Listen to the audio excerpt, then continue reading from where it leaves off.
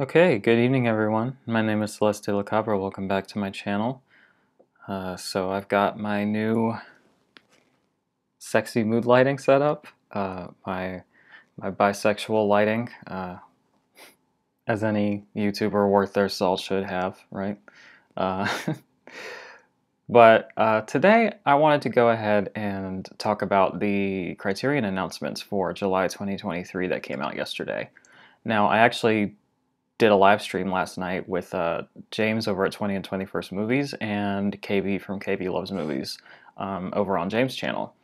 So if you want a long-form, discussion-based version of the video you're about to watch, there will be a link in the description for that. But I did want to go ahead and just kind of put a condensed version of my thoughts out just for posterity for my own channel as well. So that's what we're going to be talking about today. So let's take a look. So we are here on ye olde Criterion website once again. And we have a nice tight 5 titles that are going to be released, which is always good. Yeah, let's go ahead and get started. So it looks like there's going to be 5 releases for each of the 5 weeks that are going to be in January, I believe. So that's pretty cool. Get a nice bit of consistency there. So yeah, the first one here is from Terry Gilliam, and it's entitled The Adventures of Baron Munchausen. I don't have the first clue how to pronounce that, I'm sorry. So there's 2 things that I find interesting about this right off the bat. The first is that this is an upgrade of an existing, or I guess out of print now, but a previous Laserdisc title in the Criterion Collection. So that's always like a rare and kind of special occasion when we get like a Laserdisc upgrade, because it's just such a completely different era for the company, and it's a nice throwback to the origins, as it were. And the other thing that's interesting about this is there's a older Baron Munchausen film in the Carl Zeman box. The Adventures, the animated box set with the pop-up bar and everything that I still haven't fucking watched. What's interesting about that to me is that this is the second entry of this sort of story into the proper Criterion Blu-ray line. So let's just take a quick look here. The boundless imagination of Terry Gilliam yields a dazzling fantasy of epic proportions, inspired by the extravagant exploits of the fabled Baron Munchausen. I really should have looked that up before hitting record, but we're committed, so what can you do? This spectacle, born of a famously turbulent production, follows the whimsical 18th century nobleman as he embarks on an outlandish quest that takes him from faraway lands to the moon, to the belly of a sea monster, and beyond. Meanwhile, waging battle against a vengeful sultan and the tyranny of logic. Packed frame to frame with special effects, mischievous wit, and colorful performances, including a young Sarah Polley as Baron's no-nonsense sidekick. The Oscar-nominated The Adventures of Baron Munchie is a lavish celebration of the triumph of make-believe over reality. Okay, so this comes on 4K UHD and Blu-ray disc, and a Blu-ray only option. There's no DVD option this time around, so presumably there's one out. It's from the United Kingdom, 1988, 126 minutes, 185:1, spine number 1166. New 4K digital restoration, I would hope so. Approved by writer-director Terry Gilliam with a 5.1 surround DTS HD master audio. Sick. 1 UHD disc presented in Dolby Vision and 2 Blu-rays with the film and special features. Okay, so you get a nice chunky edition here. Audio commentary featuring Gilliam and his co-screenwriter Charles McCowan. Charles McMeow Man? Ugh. I hope you all enjoy watching me like stumble on these pronunciations and feel bad about it every time, because it's probably not going to stop. Anyway, I love to see audio commentaries. I feel like they're getting a little bit more rare in Criterion releases, so that makes me very happy to see.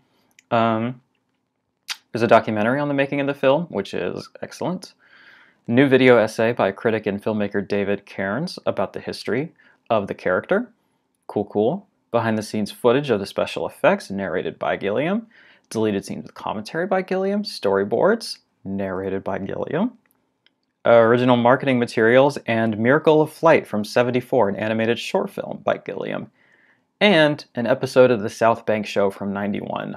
on Gilliam. So this thing is packed to the gills, if you will, the Gilliams, if you will, with Terry Gilliam. He has a bunch of films in the collection at this point. Let's see how many. Yeah, I mean, 6 titles. It's pretty extensive, right? They seem to have a really good working relationship with him, especially if he's still like helping them out with features and supervising the transfers and everything like that. So that's really cool. I guess I should go ahead and say now that I haven't seen any of the titles I'm about to talk about today, but I'm familiar with most of the directors, and I'm excited about all of them. So yeah, this one looks pretty chill. Maybe I should move myself over here. That kind of makes sense. So you can see the cover art. Damn. It's my first video doing this, so we're figuring it out. Yeah, I think that's all I have to say about it. It seems like a kind of manifesto of fantasy over reality, so I mean, that makes sense for a fantasy film, right? So, should be a good time. Yeah, I'll be looking to check it out, pick it up at some point. Okay, next, we have Imitation of Life. So let's enjoy this cover art real quick. And then I'm gonna move back over here. Maybe in the bottom corner? You're watching me learn how to do my job in real time here. Oh boy. Okay, anyway. John Stahl's Imitation of Life. It's from the United States, 1934, black and white, 133-1, spine number 1167. Blu-ray and DVD options. So no 4K this time, but we do have a DVD for you DVD freaks out there, aka libraries. Yeah, this really nice cover art. Who did the cover art here?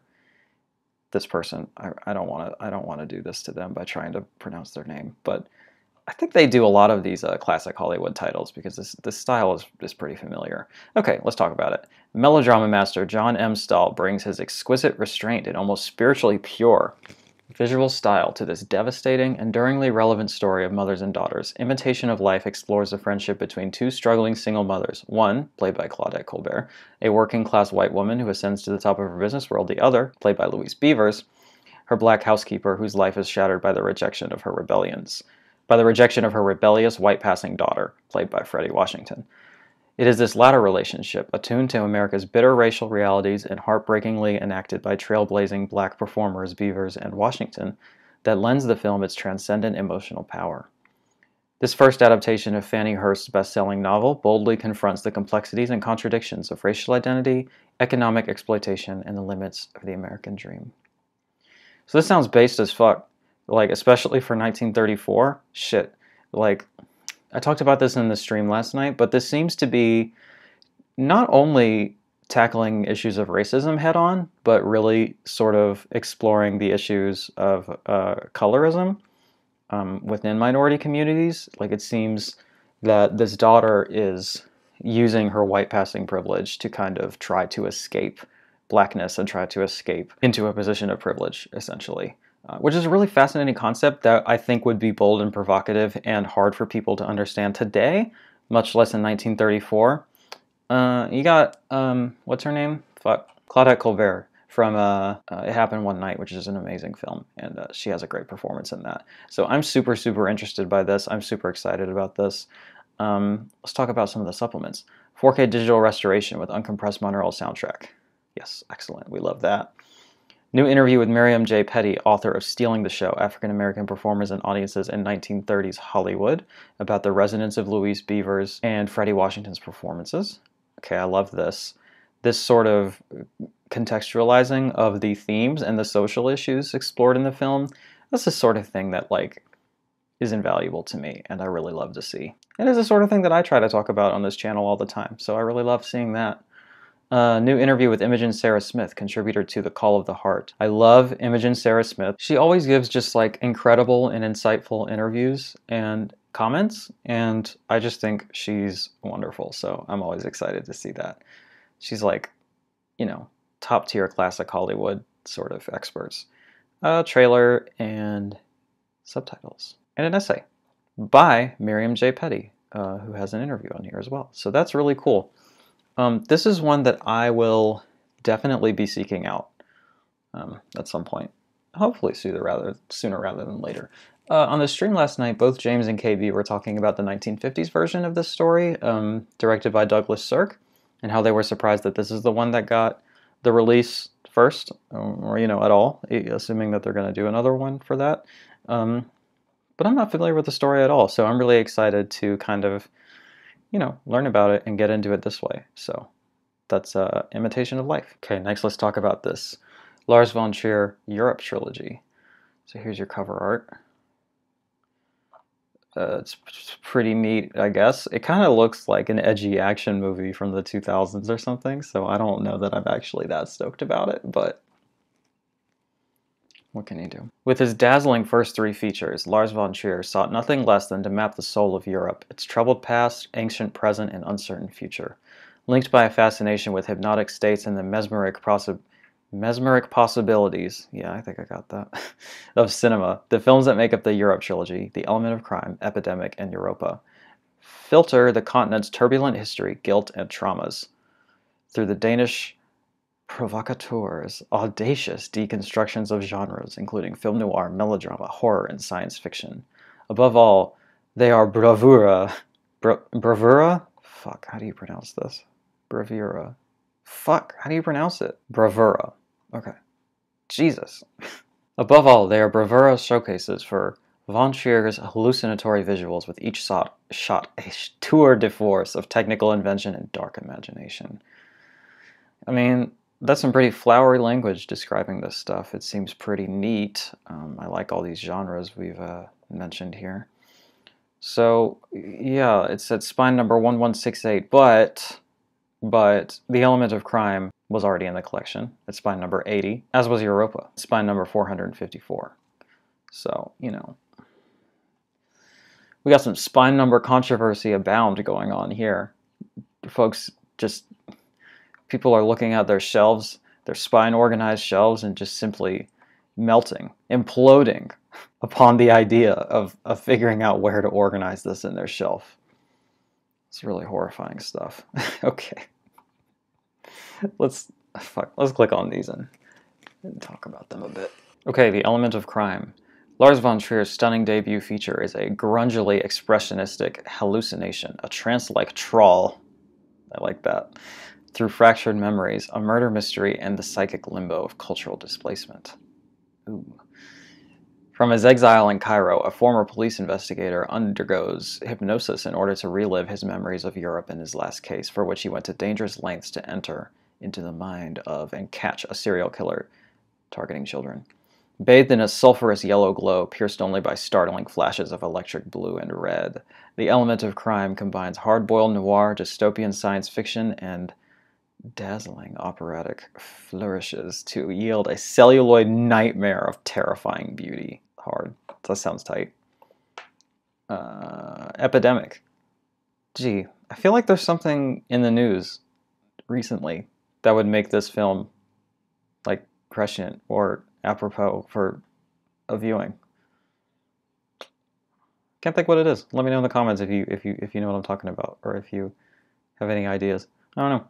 A jet black comedy of contagion, a subversive medical horror freakout, and a sly meta-cinematic prank, Lars von Trier's sophomore feature, born from a bet that he couldn't make a film for less than $150,000, finds the director channeling his singular thematic obsessions into an evocatively lo-fi, perversely self-reflective provocation. The filmmaker himself stars as a harried screenwriter whose efforts to complete a script about the outbreak of a deadly disease coincide with grisly real-life plague. Wonder what that's like. A twisted reflection on Europe's haunted past, from the Black Death to World War II and its scarred present. Epidemic is von Trier at his most idiosyncratic and audaciously experimental. Wow. So that seems fun, right? That could be a good time. That wouldn't upset anybody, right? Okay, and Europa. This was the one that was teased the other day.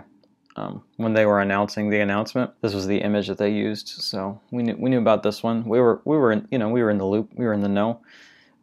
Quote, "You will now listen to my voice. On the count of 10, you will be in Europa." End quote. This ominous hypnotic induction by Max von Sydow. God, I hope I pronounced that amazing man's name right. Inaugurates the entrancing final installment of Lars von Trier's Europe trilogy. An idealistic American travels to post-war Germany to take a job as a sleeping car conductor for the Zentropa Railways and finds himself plunged into a murky, Kafkaesque world of intrigue and betrayal where the shadow of Nazism hovers menacingly over everything. I wonder what that's like. I wonder what it's like to have a problem with fucking Nazis everywhere. I don't know. Kind of a beggar's belief, if you know what I'm saying. With its ravishing cinematography and black and white color and at times a stunning mix of both. Ooh, I'm into that. Dreamlike use of rear projections and a lush fusion of melodrama and noir conventions. Europa is a sublimely stylized cinematic fugue. These are good descriptions. Criterion just, gets it going on. Shall we take a look at some images? I mean, that looks pretty chill, right? Oh, that looks fun. She's having a good time. It's a cool image there. Spooky. Nice. Okay, fun stuff. 4K digital restoration of Europa with uncompressed stereo soundtrack, and here's an interesting thing here. 3K digital restorations of The Element of Crime and Epidemic with uncompressed binaural soundtracks. I've never heard of a 3K restoration in my life. We were speculating that maybe this was a typo last night, but I think they got 3K restorations going on, which is unique. Like I said yesterday, My Fair Lady was mastered in 6K and then downscaled to a 4K Blu-ray disc. So I guess it stands to reason that a 3K scan could be downscaled to a 2K Blu-ray, right? Maybe. Audio commentaries featuring director Lars von Trier and others. Neat. Transformer. A Portrait of Lars von Trier, a documentary by Stig Bjorkman. Interview from 2005 with von Trier about the Europe trilogy. Making of documentaries for all 3 films. Programs on the films featuring interviews with many of von Trier's collaborators. 2 student short films by von Trier, Nocturne and Images of Liberation from 80 and 82 respectively. Danish television interview with von Trier from 94, and the standard stuff that comes with the rest. Alright, so I'm pretty stoked on this. Von Trier is a director that I have been intrigued by. There's a swing and a miss there. For a long time, but I've seen Nymphomaniac Parts 1 and 2, and I really liked those. And I have Breaking the Waves, but I haven't watched it yet. And I've just been interested in the rest of his films for quite some time. I just need to get around to them. So I don't know if I'll be diving into this stuff first, although it is his first 3 films, so I guess that would not be too weird. But I'm definitely interested in this and excited and looking forward to it. Now, Lars von Trier is a complicated figure. He's a bit of an edgy boy, and I know that Bjork alleged that he was pretty abusive on the set of Dancer in the Dark, which fucking sucks, because Bjork is incredible. She is a queen, and what the fuck is wrong with you, Lars? Buddy, what's going on there? So I have mixed feelings about it, and I'm honestly surprised that they did this, but it's here, and the films are probably very good. So we'll check that out at some point. From Lemohang Jeremiah Mosesi, we have This Is Not a Burial, It's a Resurrection. Look at this fucking cover art. Jesus Christ. It's so gorgeous. Look at these blues. Ugh, I love it. I love it so much. So this is a film from Lesotho in South Africa and Italy. 2019, 140-1. That's interesting. Spine number 1169. With a poet's eye for place, light, and the spiritual dimensions of everyday existence, Lemohang Jeremiah Mosesi crafts a meditation on the concept of homeland and a transcendent elegy for what is lost in the name of progress. Grieving and alone following the deaths of her husband and children, elderly Mantoa, in a soul-shaking end-of-life performance. God, that's bleak. That's really dark. Oh, that's heavy stuff. Prepares for her own death and to be buried alongside her ancestors, when plans for a new dam near her village in the landlocked kingdom of Lesotho threaten to literally wash away all she holds dear. Mantoa takes a last stand, mobilizing her neighbors to fight for their land and their way of life. The experience of watching Mosesi's visionary, much lauded This Is Not a Burial, It's a Resurrection is as timeless and elemental as the land itself. Wow, okay. So that sounds like a romp. I'm going to try not to make too many jokes about this one because this seems like it's really serious and really thoughtful, and I don't want to cheapen that. So we got Blu-ray and DVD, which is sick, because especially for something like this, I do want to see a DVD for increased accessibility, so that's awesome. 2K Digital Master, approved by the director with a 5.1 surround. New audio commentary, hell yeah, featuring the director and producer. And Mosesi short films. Masangwa? That's my best guess.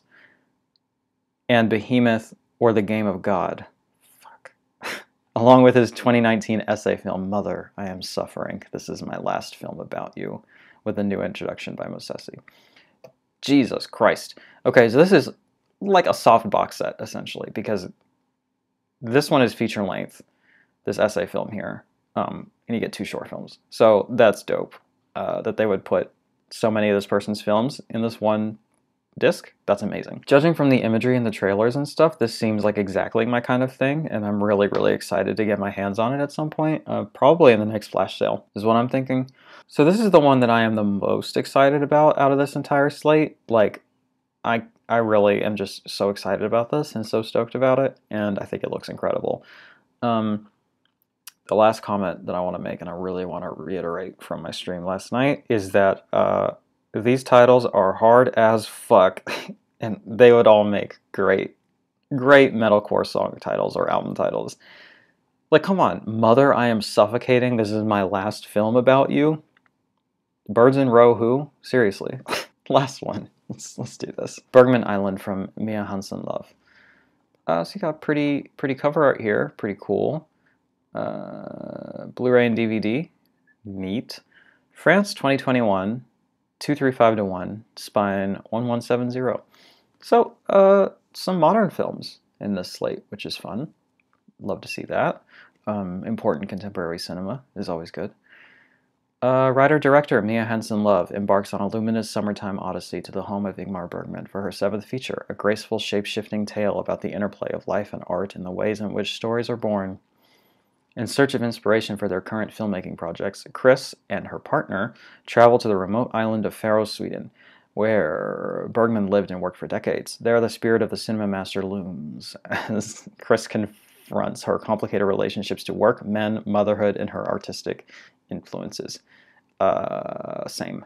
Also featuring radiant performances from Mia Wasikowska, I'm sorry, and Anders Danielsen Lai. Bergman Island is a rich deconstruction of the mysteries of the creative process and the journey that every film takes from thought to page to screen. Tight. So this had its streaming debut on the Criterion channel like when it came out, I think, so probably last year. And it's been on my radar since then, but I didn't get a chance to see it because I've only seen 2 Bergman films, The Seventh Seal and Persona. And I know, don't come at me, I know I need to watch more, because both of them are on my top 100 list, because they're fucking amazing. But life gets in the way, and the man has a lot of films, okay? So, cut me some slack. But anyway, what I don't want to do is watch this, and then they're just making references left and right. And now the ending of fucking Fanny and Alexander and other films he has made, Hour the Wolf, whatever, like all that shit gets spoiled. Come on, that would be lame as fuck. So I don't want to do that. But I've been told that that doesn't happen. But because I'm a crazy person, I probably will want to watch some more of the essentials before I touch this one. 2K Digital Master, approved by the director with 5.1 surround. New interview with the director. New interview with actor Vicky Creeps. Vicky Creeps, what a fun name. Bergman's Ghosts, short film made during the filming of Bergman Island, in English subtitles. Okay, so not like 100% stacked or whatever, but we got some good stuff here. Yeah, I've not seen this film, but I've seen 3 of Mia Hansen-Løve's other works. Things to Come, The Father of My Children, and Goodbye My First Love, I think are the names of them. And Goodbye First Love, I think it's called, it was a little much, it was a little melodramatic for me, but I did still really enjoy it, and the other 2 films were just incredible, excellent films. So I think she has a really strong voice, and I trust whatever it is that she puts out, especially if Criterion's going to put it out too. So I'm excited to check this one out at some point. I think it's on Hulu right now, if you guys want to watch it, but yeah, that's the slate for January. Kicking off 2023 with a bang and some bangers, you know? I don't know why I was expecting January to be light, kind of like I was expecting December to be, and then it wasn't. But we got another collector's set and a 4K and, you know, some great looking films. So I'm really excited about this. Let me know what you guys think. Let me know what you plan on picking up, either when they come out or in future sales. And yeah, that's it for this video. Liking the video helps others find it. It's free and it would be doing me a solid, so I'd really appreciate that. I am doing my best to create a thoughtful, inclusive, and supportive community here. So, kind and thoughtful comments are highly encouraged and appreciated. I love interacting with my audience and with you lovely, hot, and sexy people. So please leave me your comments about whatever you want. We can talk about whatever you want, you know. It doesn't have to be a whole thing. And subscribe, please. If you liked this, then you'll like the rest of my videos. So hit the subscribe button and you'll see them as they come out. And hit the bell if you want, I guess. I never tell people to do that because I never do that. I got enough fucking notifications as it is. I don't need, you know, bells. But I'm on YouTube enough. I don't need a notification telling me. But some people might. So if you want to be notified every time a new video of mine is hot off the presses, click the bell, I guess. Yeah, we're getting close to our goal of 500 subscribers, so that'd be pretty tight. Send this to your freak friends, and we can all have a good time. There's links in the description for my Letterboxd, my Instagram, Rate Your Music accounts. I think I've yammered on enough for today, so I'm gonna call it there. Hail Criterion and Hail Satan.